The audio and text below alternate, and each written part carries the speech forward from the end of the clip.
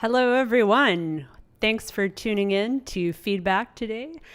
We're up to episode 46, and we are incredibly excited to be joined by two longtime friends and collaborators, John Arrigo-Nelson and Ricardo Gallo. And these folks are, when I say longtime friends, I really mean it. We have known each other since at least around 2005, I believe, if not even earlier, actually. But at least since the beginning of this group. And this week and next week, we are really excited to examine some of these friend and longtime collaborations with our fellow Stony Brook alumni. So you'll be seeing more of that next week. But also, these are not just our compadres from grad school, but these are really great artists in their own right. And so we're really excited to have them here with us today. As always, if you have questions, you can email them to feedback@yarnwire.org or join the live chat on Facebook or YouTube if you'd like to submit a question in real time. So today we're going to be talking about music by both of these fabulous composers and performers. John is a great guitarist and Ricardo is an incredible pianist himself. So I think to start off the conversation, we're going to let John take it away. John? Thanks, Laura. Before I start, I'll just thank you guys for having me on and just tell you that this was a great opportunity to dive into this piece of yours, Ricardo, and really even just to be back in touch, Ricardo, like just chatting on the phone and texting and all that. It's been really great. So we can thank the Yarn Wires for this Stony Brook reunion here. So I don't think I had heard this piece of yours before. And one of the things that I was reminded of listening to even the very opening is all of the different musical practices that you're involved in. In addition to being a composer of concert music, you also are a jazz pianist and you play in a lot of different popular styles as well. And when I listen to this piece, like right from the opening, all of those elements are there, but they're really synthesized in a very natural and organic sounding way. And I was wondering if that synthesis, if that's something that kind of happened on its own, or if it was something that you had to cultivate over the years, given the variety of your musical pursuits. So maybe actually we can take a look and listen to the opening from the performance video. And then on the other side, you can tell us about that synthesis.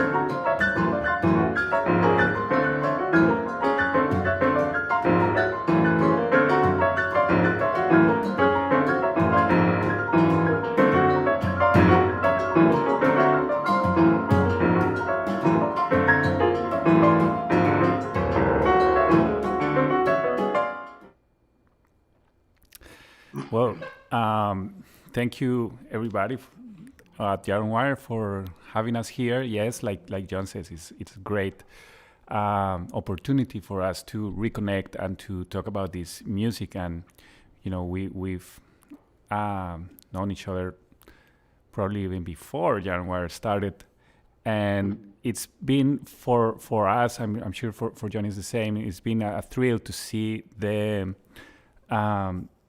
trajectory that Wire has taken, and all of this amazing music that has been played by you guys.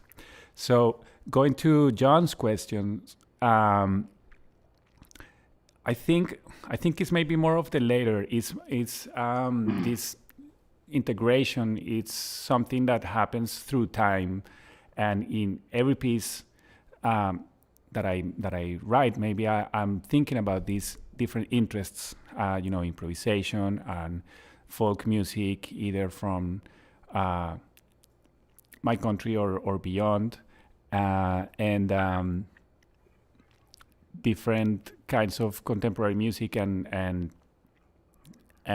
also the concept of creative music. The music that is composed for musicians that are also creators. So in this piece, there was another way to approach this, and what I wanted to do was to make a piece that sounded like it was an improvisation, but that had this element of groove and this element of different superpositions of rhythm going on, but that could sound spontaneous, even though it's all notated. Yeah, cool. And kind of related to that, this idea of the different parts of your musical life informing your concert music.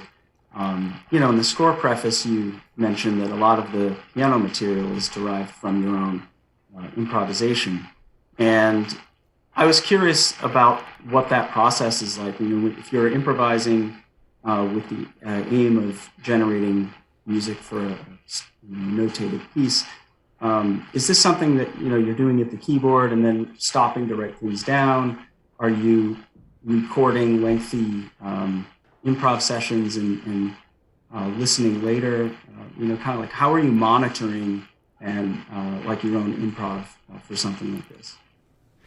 Yeah, that's a great question. Well, the concept of improvisation and composition is this. It's a fascination for a lot of musicians, and how to deal with that in different ways. Because it's both creative, different ways of creativity, but that takes time takes different kind of time when you do it. Improvisation is instant, and composition takes time. So what I was trying to achieve was to maybe compress that time, to try to come up with some gestures and write them down, but then compose, derive from those gestures. I'm not very interested in this idea of transcribing like a long improvisation. I know that that's one route that one can take, and also with improvisation you can and composition or improvisation for chamber music or for other kinds of concert music.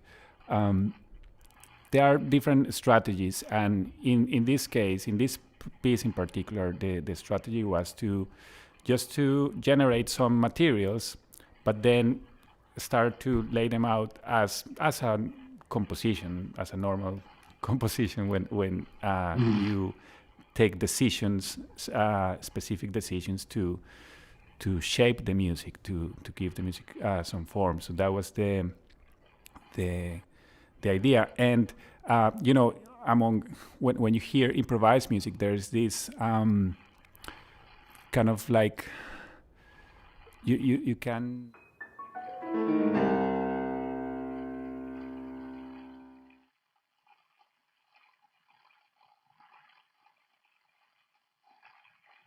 improvisers, it sounded like a composition,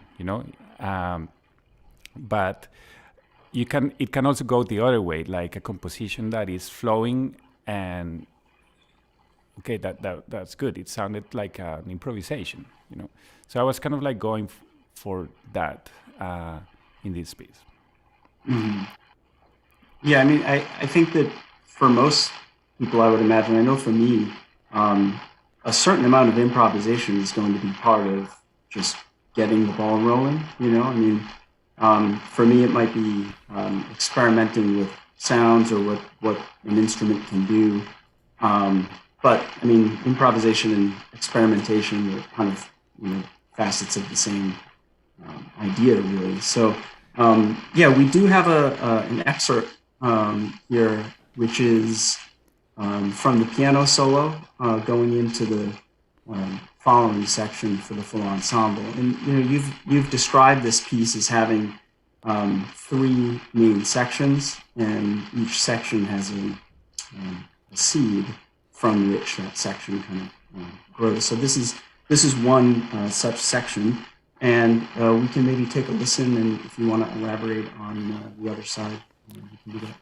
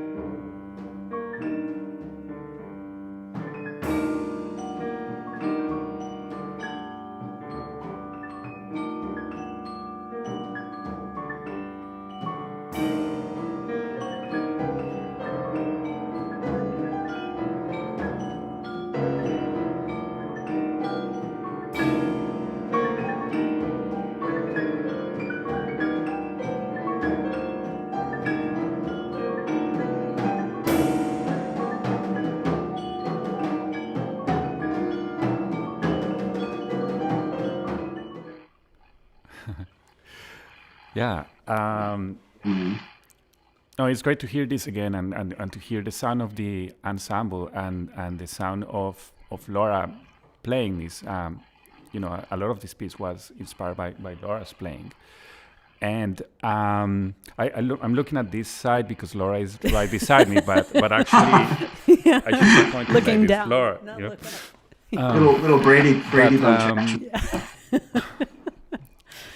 Yeah, so I started with these 3 moments where there was density, like all of the players were playing and playing different things at the same time.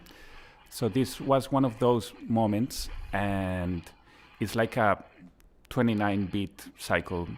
It's prime number anyway, composer thing, but and everybody has a different subdivision. But what I was trying to do was to get to that cycle from what was happening before, which was the solo piano. So it's kind of like the piano sets up, Laura sets up the cycle, and then each of the players enter at some point until you have this structure that then just keeps developing. So that was like one of those seeds. The first seed was what we heard at the beginning, which is also like all of the players have different meter, but it just keeps changing. There's not a cycle that unites them all, but it just keeps changing, and then later they are together again. And then the other one, the one that's in the middle, I think we're gonna talk about it just in a moment. Absolutely. It's the next thing. Mm-hmm. Yeah, thank you, Ricardo. I mean, I think that the thing that strikes me about this piece is the piano writing is so immediately engaging and compelling. We could spend the whole time talking about the piano writing only, but I did want to talk about the percussion parts as well, and in particular the choice of instruments, the instrumentation throughout the percussion parts, because a lot of what's going on in the percussion serves to kind of underscore what's happening in the piano parts, of course, where the piano is directing the activity, and the percussion sounds are propelling that activity forward. But at the same time, there are plenty of places where the instrumentation that you choose and the sounds that you're using really pop out of the texture and demand attention from the listener more immediately. So given that range of instrumentation and sounds that you're using, I wasn't sure, you guys are all in Queens, if you had a chance during the process of writing this piece to go to the rehearsal space, where you are now, and explore the instruments and spend some time learning about them, or maybe if the guys gave you a tour of some of what they have there, how that worked for you. Yes, if I remember correctly, I had one meeting with Russell and another with Ian at different points, like long time ago. I think the one with Russell was at the earliest stages of the piece, or even before I was writing the piece. I don't remember now. But Russell showed me around and all the stuff that is here, and we've worked with Russell before, of course, at the university. I have all of these recordings that we did for another piece. I'm going a little bit off for the clarinet and percussion piece that you wrote. That's right, yeah. And they are amazing sounds that I've been using for some other stuff. But anyway, so I know I know a little bit of what's in his plate. And also later, I think I was in the middle of writing the piece. I got together with Ian and he showed me other stuff, and actually he gave me some ideas of some things that I could use that I didn't think about, like some of the shakers and some of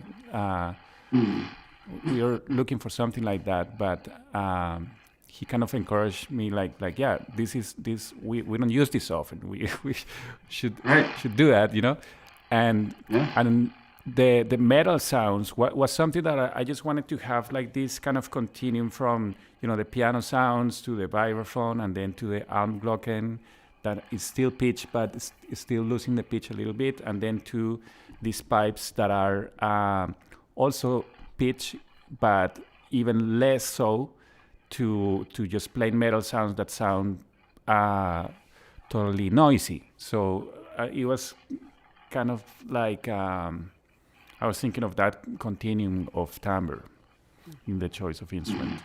Yeah, I mean, to me it seems like it's always important, and I tell students this too, it's important to try to be in the same sounds, in the same room as the sounds that you're going to use.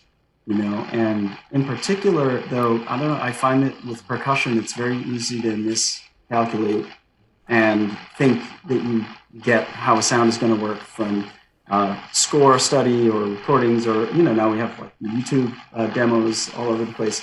But really, it isn't until you're in the same room that you can really understand the sound, So that's, really cool that you were able to do that.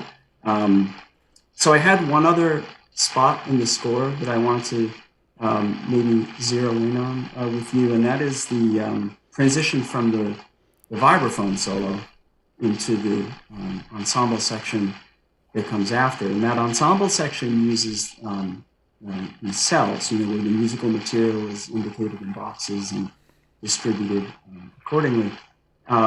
It's a beautiful transition, and the whole section is really striking. So let's listen to that. And then when we come back, I'd like to ask you a little bit about your cell technique, if we could.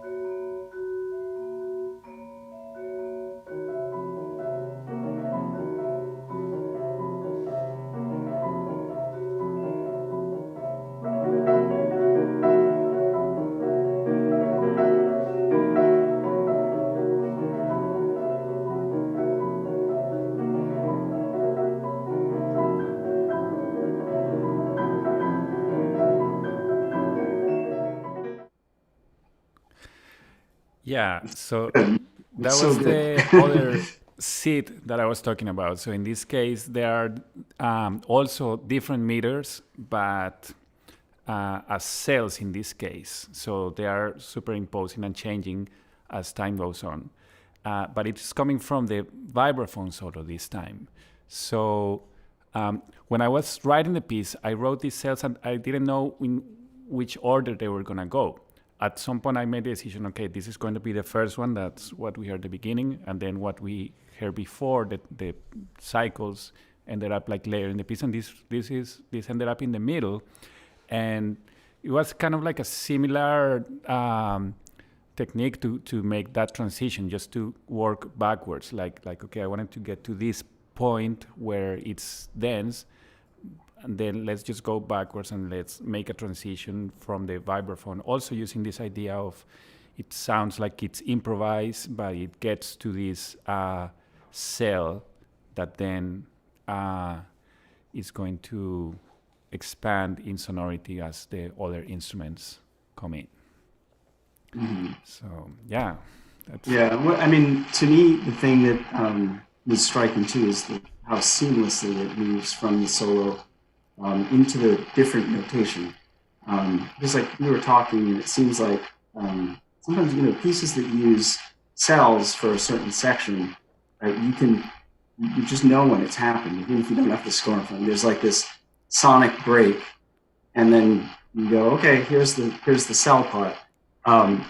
Because it loses detail and it loses articulation and the vibrance that it had, and you kind of keep that going. And I guess that's, you have a way of describing what you're looking for in the cell and explaining to the ensemble in the preface, in the performance notes, how to articulate those. Is that correct?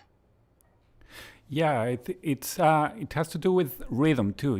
These cells they create a texture, but also there's a rhythm in it, a movement, and I was especially with the solos, with the vibraphone and the piano solo, I was using those moments to have areas of rhythmic flexibility, and then into these places where the ensemble are moving together in rhythm, but not really, but changing all the time. Yeah, we're sharing a common pulse. Exactly. Yeah.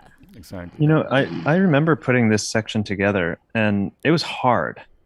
Mm-hmm. And I feel like the notation was like super clear, and like you said, John, like in the preface, it's clear how we should approach it, but we really had to listen, I feel like, in a different way, and actually have Ricardo there with us, telling us what we should be listening for, how it should go. Yeah. And I mean, with this recording, there's still work to be done. I think that we could even like make it even emerge more, you know, and even though all the elements are there, there's this element of, I don't know, of listening, and not improvisation, because that's not what it is, but it's like listening to the material that you're playing and how it works with each other, and then getting it to lock in. And it's really challenging. I mean, it's not like the notes on the page are it's such a cliche. It's a guide, right? But actually to make it work, it would take a lot of rehearsal to do, you know? Yeah, I'm glad that you point that out, because that's coming from the experience in improvisation groups, you know, where you're listening to what's going on and you make decisions based on what you're listening to. You're not just executing a score. You're not executing something and you say, okay, now we're gonna go together here, boom, you know. Yeah. Yeah, I like it. There's sometimes I want to get away from the what I call the like the cheerleader effect, you know, like when everybody's together and it's like, you know what I mean? Yeah. So just to have something that you're together, but it flows in a different way. Yeah. So yeah, as you say, Russell, it requires listening. So it's not like you are waiting for something to happen or has specific time either, but the textures emerge and the changes are subtle. So you're forced to pay attention to those subtle changes. I feel like in a way, like we would need to memorize it almost. Like the next step would be to memorize it, because, you know, when we have a score in front of us, that's all you see, right? And in a way, you need that material, but sometimes it prevents you from doing the listening that you need to, you know? And so, well, this was what, like 4 years ago now? Totally. I think 2017. And I think we also hopefully have gotten a little better at that type of listening since 2017, maybe. I would be, I think that's a really interesting point, Russell. I'd be curious how we'd approach this now compared to then. And we should definitely give a shout out in that recording. We had a fantastic guest joining us, which was Andrea Lodge on the second piano part. Ning was on maternity leave, I think, at that time. So Andrea was really awesome and stepped in for that show. And she was great. And thanks to America's Society also for hosting that show. That was really cool. But yeah, I mean, the point is that like without you there, Ricardo, we wouldn't have even been able to approach the music, you know, and that's what's so cool about all these pieces that we're talking about today, and in general, it's like we need this communication, you know. Yeah, I'm going more and more in that direction, like where I'm writing music that has this particular logic, and then it becomes a collaborative process, and I like that, and it's different for every piece, but yeah, I like that idea where it's not just like I'm sending this score, but of course in this score it's like very much many notes are there, but still, you know, that middle section has that aspect of it, and I wanted to mention that's related to what John was saying. That technique of these cells that are moving, I've used that technique with improvisation groups. Maybe more simple material, but I used that kind of similarity, and I thought, well, this works, and I like the result. Let's try it with an amazing group like Yarn Wire and put some material that it's going to be interesting, but you know they can manage, and see what happens. That'll be the last time you do that.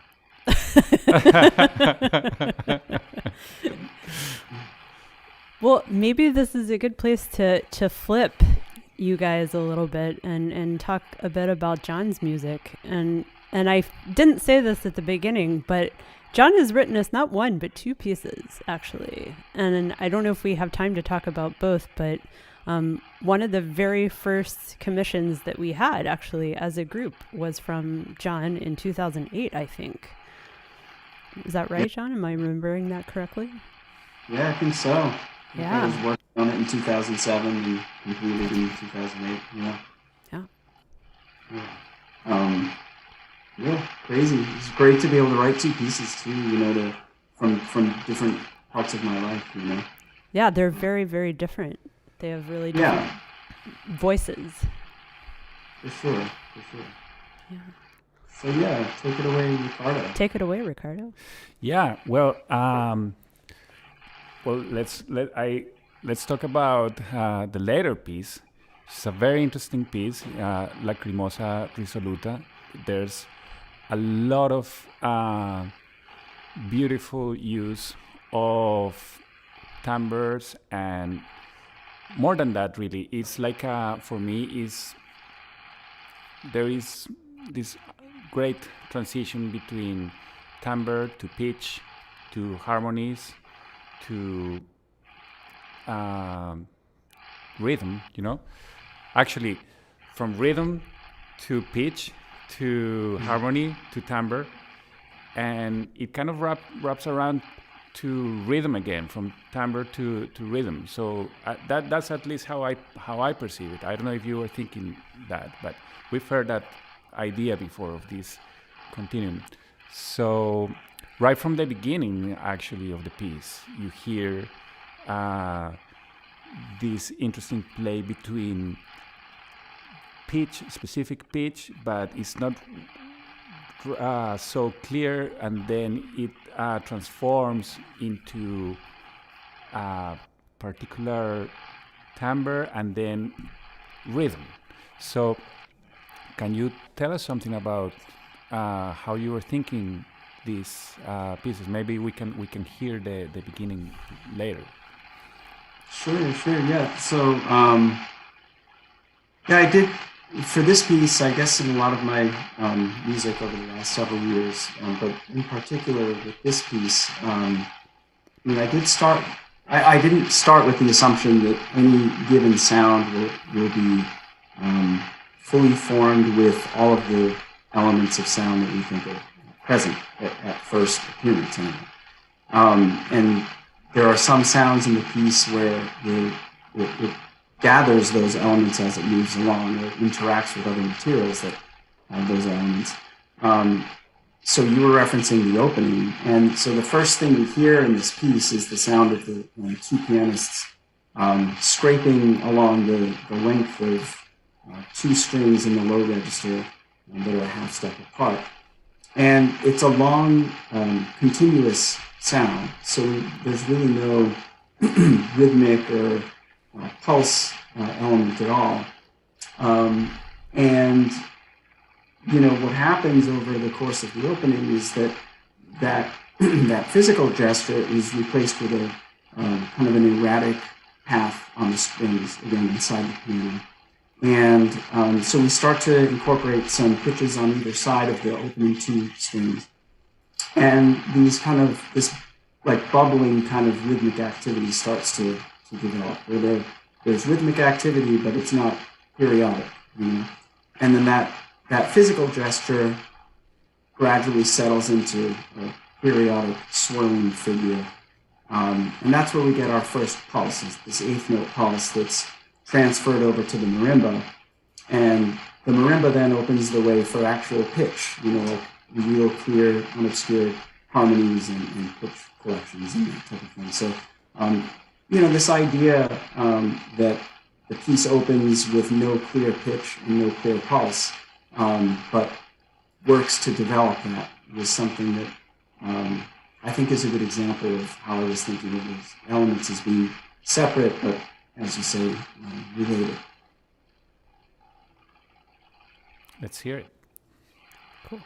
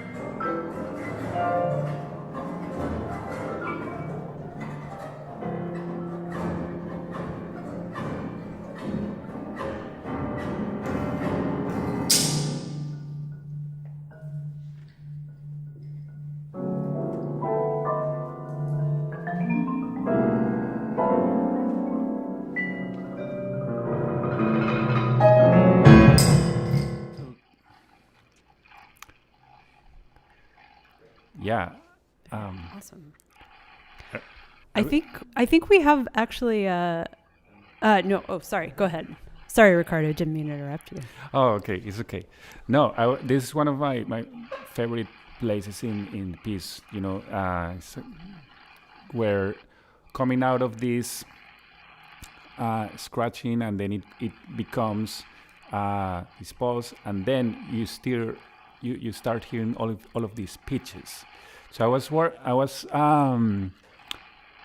interested about how did you come up with the pitches, if the pitches were a result of the pulses or the specific timbres that you had, or if you found the pitches and then work your way back, because it's like there are all of these moments when the new material, it's both surprising, but it comes out very natural. It kind of like emerges in a very organic way. But yeah, I was just curious about how you found those pitches. Yeah, and I think I know we were talking too about how that related to the section later on in the piece, like the second big section with the harmonics and that kind of thing. And it really does come back to the opening sound of the piece. A lot of what happens in the piece is related to the opening sound of the piece and the component parts of that sound.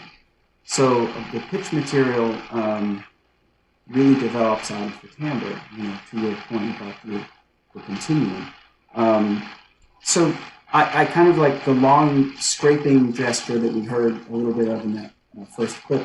I kind of hear that and address that as having three different component parts in the piece. So we hear the kind of the ridged articulation of the actual bass strings, and that gets assigned later on in the piece to the pianos and percussion and these kind of stuttering, repeating figures. And even in the opening, you hear the real kind of highlighting that aspect of the sound by running along the ridges of the instrument.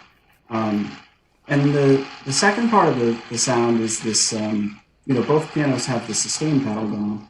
So there's like this kind of a curtain of white noise, this backdrop of white noise that we hear too. And that's evident in a lot of the percussion kind of bondo, like the drum head running and that sort of thing. But the third part of the sound that we hear is over the kind of the guttural low sound of the strings being scraped. There are these high, like singing harmonics that start to emerge and sustain.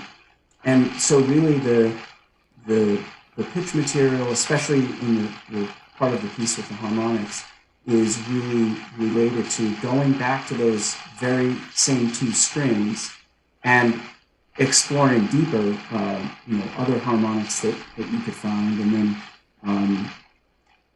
working with different timbres as a result of those. So it's really about timbre and pulling pitch out of timbre, to your point. Oh. Yeah. Oh. Uh-oh. I think we have a question.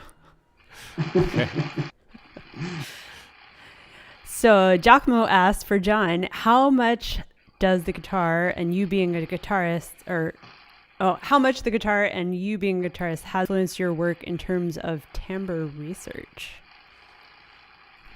Good question. Good question. Yeah, I mean, anybody who knows me knows I love Motley Crue. First of all, we'll start with it. No, I think that guitar is one of those instruments where, your ear is tuned and trained to always be looking for timbre differences and details of timbre. Whether or not it's electric guitar, where you're dealing with effects pedals and different pickups, and people who know a lot more about this than I do will go on at length about all of the differences that the technology can have on the sound. But even something as simple as the classical guitar, which is really what I spent a lot of my time playing. That's one of the main components of the instrument is all of the nuance of tone color and timbre. What the classical guitar doesn't have in dynamic range, it has in timbral range. So it's something that you're always just obsessing on, trying to get your fingernails shaped just right and file down just right. I did not experiment on the string scraping thing with my right hand when I was writing. So it was left. But yeah, I think it's something that kind of makes its way into your music, whether or not you're even aware of it. Wow.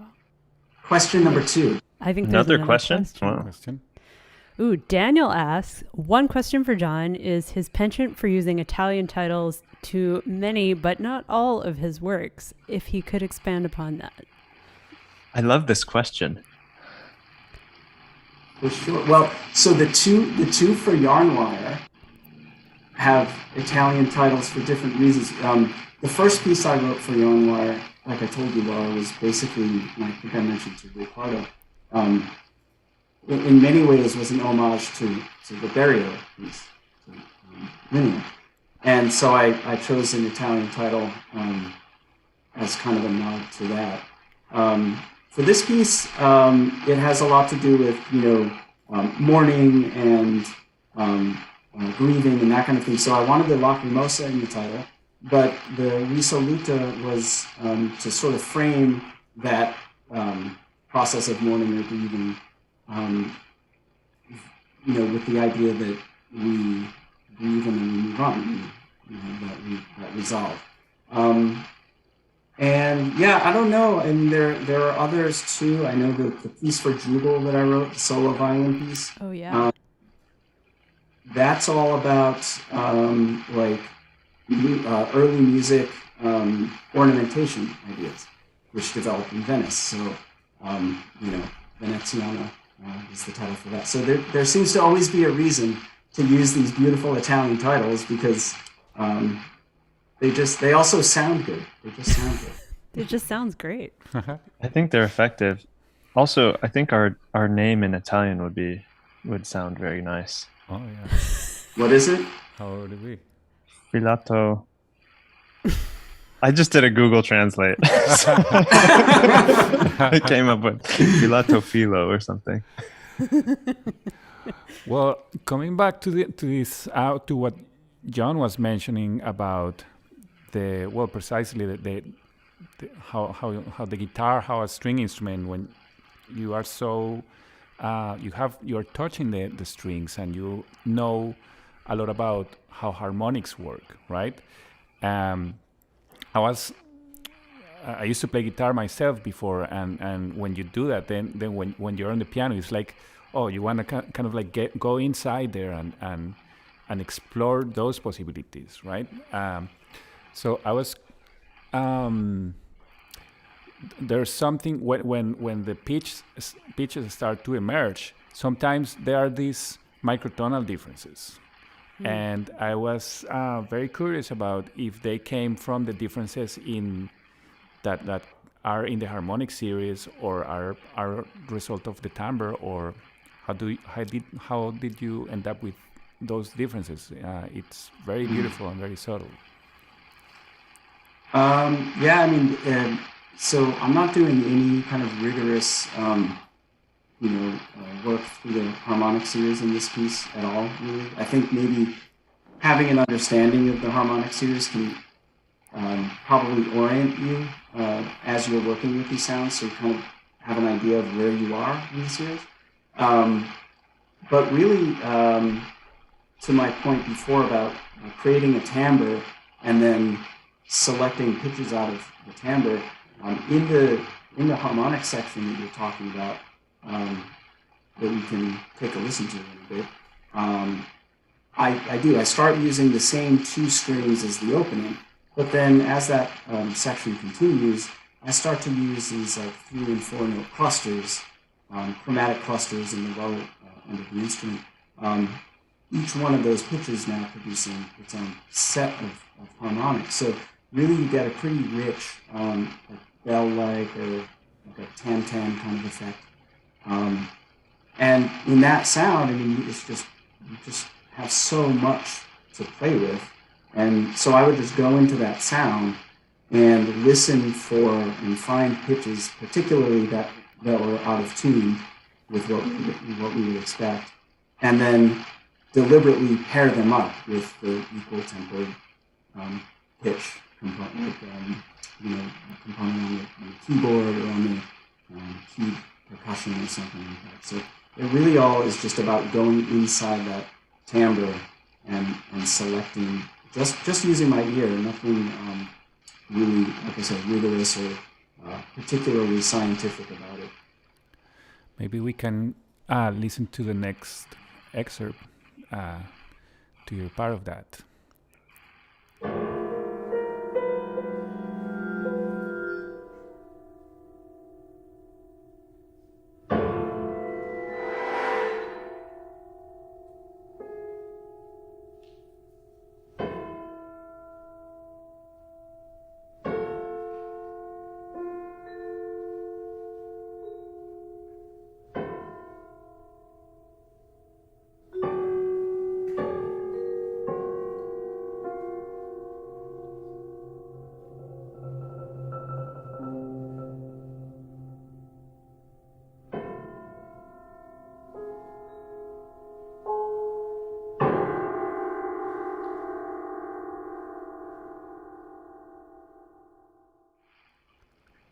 So good. I love the sound of piano harmonics.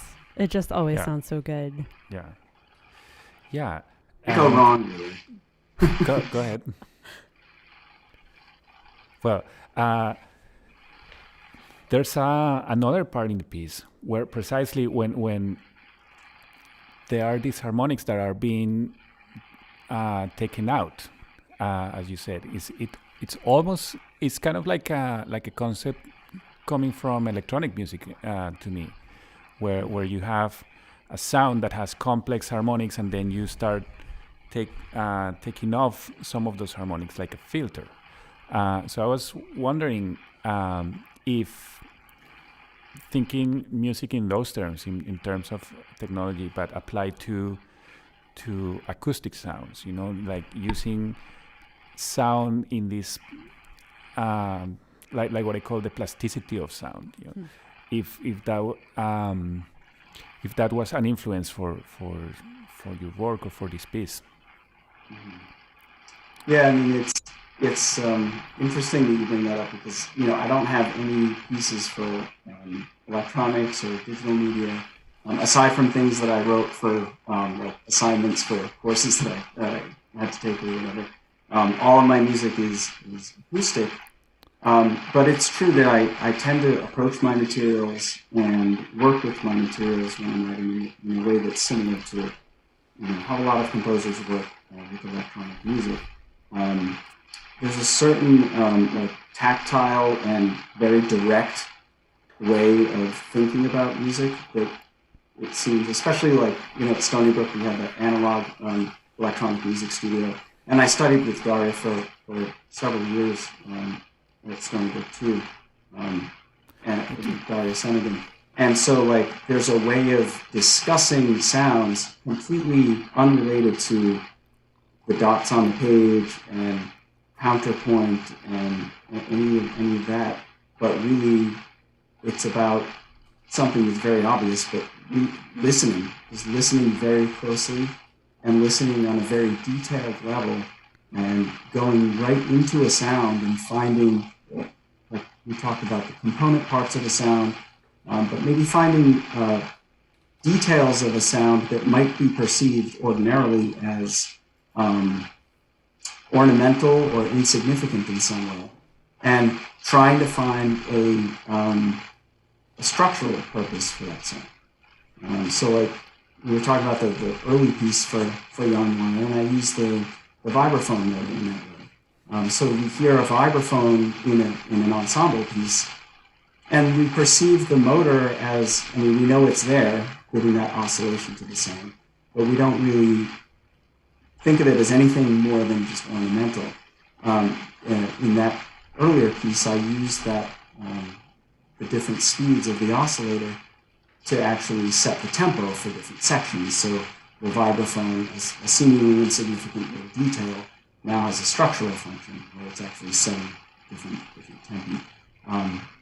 But yeah, I mean, and you're absolutely right. I mean, that the idea of like the low pass filter or whatever is a good analogy, except here it's literally you're just touching the strings to reduce the harmonics. It would be nice to hear a little bit of that.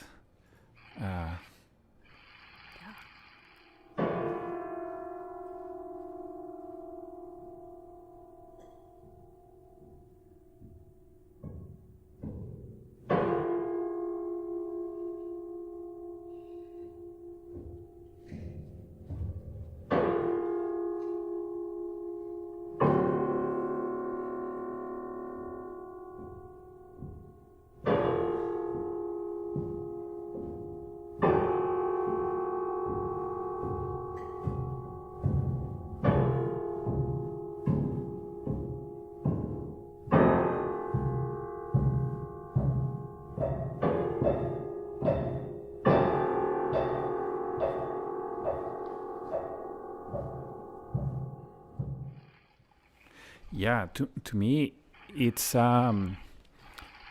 using sound in this way. It becomes like a whole other world of expressiveness. No, so I was just wanted to kind of to wrap up this conversation about your piece. What can you tell us about how the use of sound in this way? It becomes like an emotional impact for the piece. I'll address Ricardo's question, and then we'll take the final question. Yeah, but you Where's answer. yeah. So I think that you might be right that treating sounds very carefully and listening very carefully. I think maybe you open up in yourself like an ability to be spoken to by the sounds, or like have the sounds hit you or resonate with you, maybe in a different way. I know for me, this piece in general was kind of a personal piece and emotional piece. Because at the time I was writing it, my wife and I were expecting our second child, and we went through a miscarriage, and it was, it hit us very hard. It was obviously a very difficult thing to go through. But what strikes me, listening back to this piece now is, at the time I didn't feel like I was, pouring all of my emotion into the piece in a very direct way. But there certainly is, I think, with a little distance now, listening back to it, there's a certain searching quality to it, and the moment that you just played was kind of struck me because when I was trying that technique out on my piano, I'm gesturing to my piano, which is off camera, but trying that technique out, it struck me, if you're gradually reducing the upper frequencies by rhythmically touching the strings, what you're left with, when you've eliminated the resonance, is this insistent pulse on the strings. And it hit me that it was like this heartbeat that found its way into the piece, and it's funny because I wouldn't have deliberately put something so directly, literal into the piece, but just the technique, the physical act of controlling one sound generated another sound, and the piece decided that it was going to have this heartbeat. So, I think sometimes we think we're not writing from an autobiographical place, but the stuff finds its way into the music, one way or another. Yeah. Absolutely. I wanted to add that. Oh, go ahead, Laura. No, I was just going to say I really appreciate also the musical space you give to that timbre, because a lot of times it is very difficult to use piano harmonics successfully because if there's any other sound happening, they can get just sort of covered up, and then you don't get to hear the richness of that sound. And I think you were incredibly successful at using them in this piece, and that's not an easy thing to do. Laura, even though we're not in the same space, I read your somehow mind. across time and space, we got that. Because I was going to say a similar thing. I really appreciate the time you let things take in this piece, because like to you as a composer and as performers, like we've heard lots of sounds before, we know how they work, right? But like you gave it a process and you let it do its thing, and each time. I'm struck by the cymbal, the muted cymbal and the muted tom. They're not separate. They're part of that sound too, and actually they're cues to help us listen for the details in the piano, changing harmonics, I feel like. And so, yeah, I really appreciate the time you let us sit in those sounds and search as well, Yeah, totally. Thanks, man. Yeah, I mean, it's from overwriting about 5 other pieces. Covering up anything of interest that I might have come up with in filling other pieces. But I really appreciate the comment. Well, maybe now is a good time to take that last question I saw we got notified about. And I think this is for Ricardo, also from Giacomo. So Ricardo, you probably are the first performer of your own piano music. So how hard is it for you to imagine and write music that other pianists will play? This is great because I actually was going to ask you a similar question earlier. So let's see. It's like you might know who that Giacomo You might know is. who that person asking the question. Cut this man off. Well, that's a great question. It's different every time. Depends on the ensemble. I think when I'm writing music, I really think about the people that I'm writing for. Like even in the score here, I wrote not just piano 1, piano 2, but it was like Laura, and first it was Nin, but then it became Andrea and Ian and Russell. I was thinking about the specific people. So when I'm thinking about the person, maybe what the material is. I don't know, thinking about how this person might play that, but actually, it was hard for me to write piano music, even though that's my main instrument, because I wanted to do something that, of course, that sounds like me, but that is not what I usually do. I wanted to do something different, kind of like push the boundaries a little bit, and that's hard. Like at the same time, still being pianistic about the writing, but so well. And in this case, I wanted to do something that was, I wanted to take advantage of the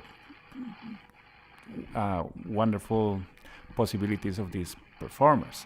So kind of like showcasing that. But in other pieces might take other shapes, might be more depends on what kind of music you want to do. But I guess the approach is I do like the music that feels good on the hands, that feels like, okay, it's coming from these gestures, but the result will depend on how complex or how simple the music needs to be. Totally. I know it's a compliment, Ricardo, but when I first saw the music for this, I was like, oh man, Ricardo, what are you doing to me? But it is really fun to play, though. That's the fact. It's like it's challenging to learn, but once you get it in your fingers, it's very satisfying to play, and that comes, I think, definitely from the fact that you are a pianist yourself. So. Great. Wow. I mean, you guys, as always, I feel like these conversations could go on forever because it's so much fun to listen to the music. It's so much fun to see you and to talk with each other. But I think that's about all the time that we have for today. And I encourage everyone to go and check out all of Ricardo and John's music on their websites. You can easily find them with a Google search, John Arrigo-Nelson and Ricardo Gallo. And make sure to tune in again next week. We'll be talking with two other former Stony Brook colleagues of ours, Joseph Tiponio and Philip Schuessler, about pieces that they wrote for us also within the last 10 years or so. And, you know, if you want to support this project or other work that we do, please check us out over at patreon.com, where you can subscribe and get cool bonus things like, I'm not going to let you forget about the fact that Russell and I made ringtones, and those are available if you become a supporter of ours on Patreon. So check it out. All right. Thanks everyone again for joining us today, and we'll see you again soon. Thank you. Bye. Thank you.